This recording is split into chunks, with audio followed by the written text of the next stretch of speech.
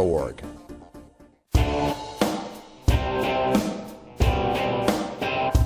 We must wage what I have called total war against public enemy number one. I support a change in law to end federal criminal penalties for possession of up to 1 ounce of marijuana. That marijuana, pot, grass, whatever you want to call it, is probably the most dangerous drug. Some think there won't be room for them in jail. We'll make room. I experimented with marijuana a time or two, and I didn't like it and didn't inhale. And one major responsibility is to encourage people to use less drugs. Entirely legitimate topic for debate. Radical Rant.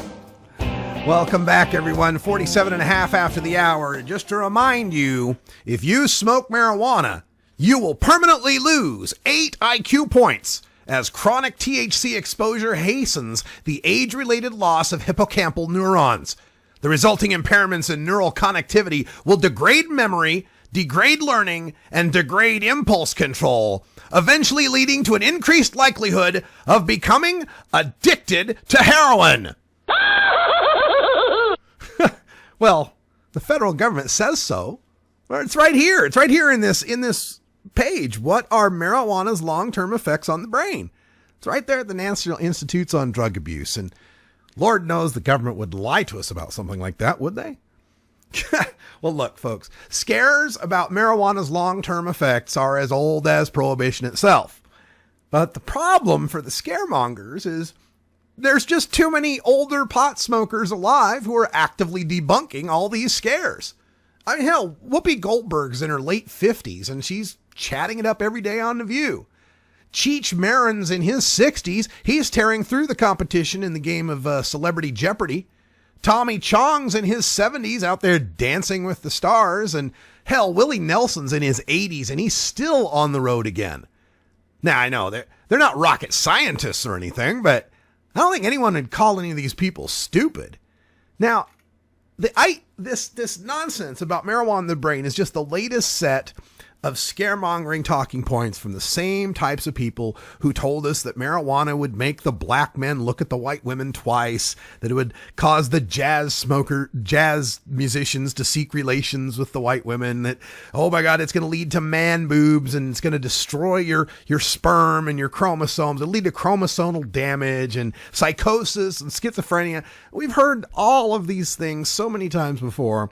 And it's just about time that we put this nonsense to rest. This 8 IQ points nonsense, this is the latest big talking point from the prohibitionists.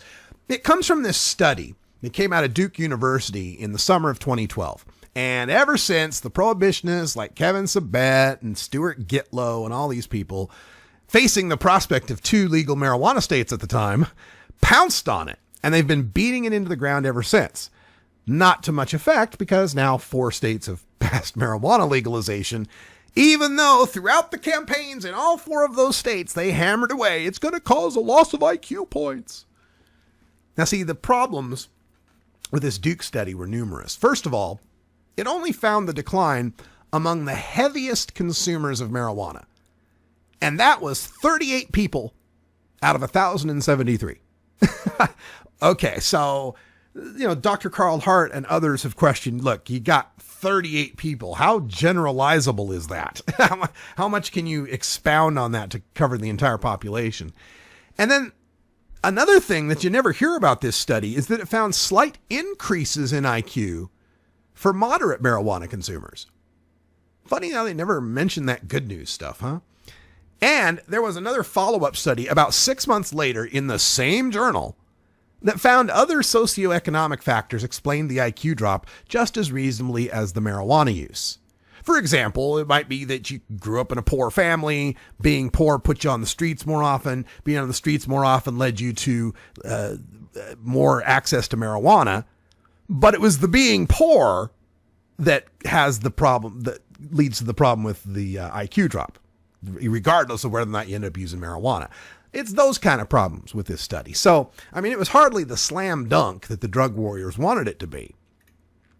And you also haven't heard of this follow-up study. There was another study, came out just this year, last year, 2014, from the University of London. and a little bit more comprehensive. It studied 2,612 kids born in 1991 and 92, and they checked their IQ scores at age 8 and age 15. And the scientists found absolutely, quote, no relationship between cannabis use and lower IQ at age 15. None. Even the heaviest pot smokers didn't lose IQ points. And we're talking about age 15 and below, where the drug warriors are always telling us, oh, it's the adolescents that have the 1 in 6 chance of getting addicted. Their brains are still developing. And yet, even the heaviest pot smokers out of this study of over 2,600 kids did not lose IQ points. They did find, however, that alcohol consumption was very predictive of losing IQ points among ages 8 to 15. Ain't it funny how you don't see any TV ads about that? How come Kevin Sabet never brings that fact up, huh? And likewise, there are many studies that prohibitionists seize on to try to justify their stereotype perception of marijuana consumers as some kind of dullards. There'll be studies that look at results in rats, and then they'll extrapolate that to humans. Others will look at brain scans of marijuana consumers and know this little color means something different. But when scientists examine actual humans who consume marijuana, they find little to no difference in cognitive functions.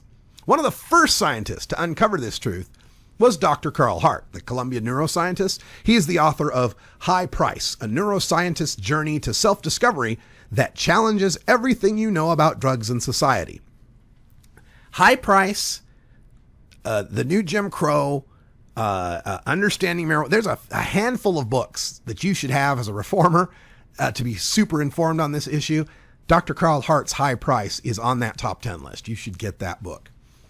In 2001, Dr. Hart published some research that showed that regular marijuana consumers showed no mental decline while high. Regular consumption led to a tolerance to marijuana's impairing effects. So, yeah, if you take the infrequent toker and you get him all blazed, he might have a little more trouble solving the crossword puzzle. But you get the regular toker blazed, and he solves the crossword puzzle just fine. And this may also point to problems that we've had with previous studies that have brought in people that are infrequent consumers and then subject them to marijuana and test them while they're high, finding all these terrible results. Now, by 2011, other researchers had followed up on this hypothesis. There was a study out of Australia that followed almost 2,000 Australian adults for 8 years. They found little to no decline in learning and memory, and what decline they did find reversed itself after a short period of abstinence. Basically, they run these people through these tests, and one of them is recalling a list of nouns, right? Just random nouns. Grape, helmet, feet, dirt, tree. It might be a list. A whole bunch of these things in a row. And the people that get high more often were having more trouble remembering the entire list. But if they weren't high, that eventually came back and they were able to remember these lists just fine.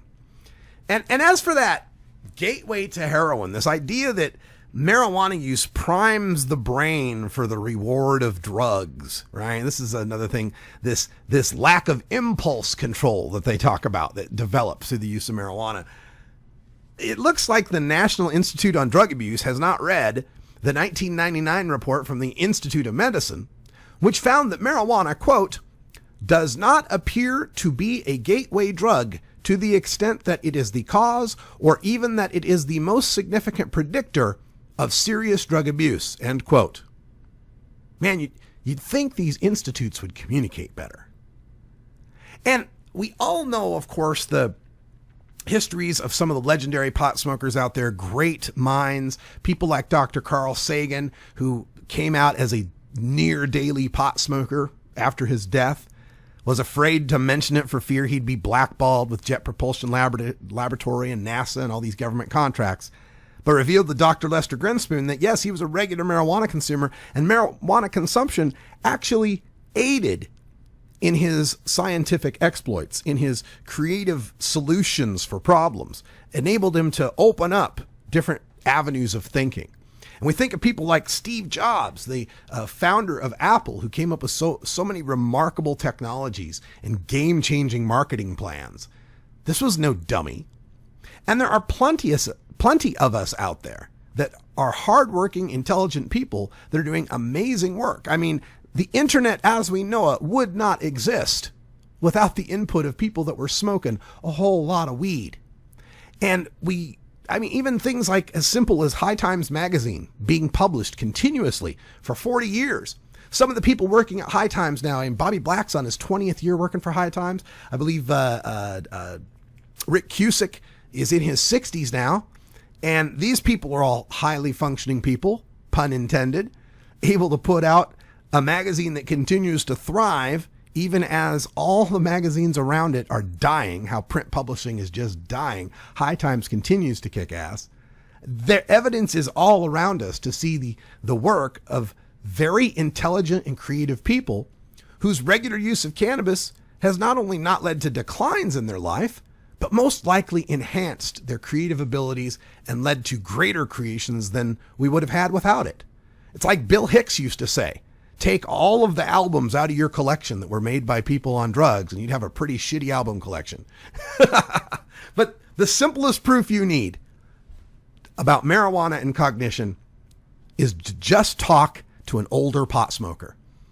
You'll find that they're not any smarter or stupider than any other person you're going to meet, but their stories are better, and they're likely to share a bowl with you while you listen.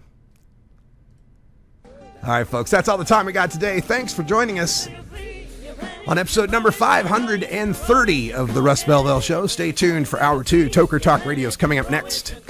Our phone lines will be open at 971-533-7111. We'll talk more about the news of the day and what's happening in the cannabis community. We got an interesting proposal in Michigan, pot for potholes. Gotta like the marketing on that one. And in Colorado, looks like some people might be getting some tax money rebates because they collected too much marijuana tax. Oh, what a nice problem to have.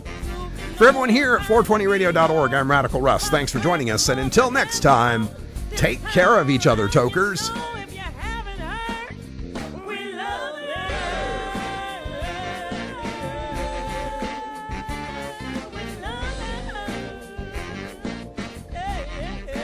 This is the Russ Belville Show.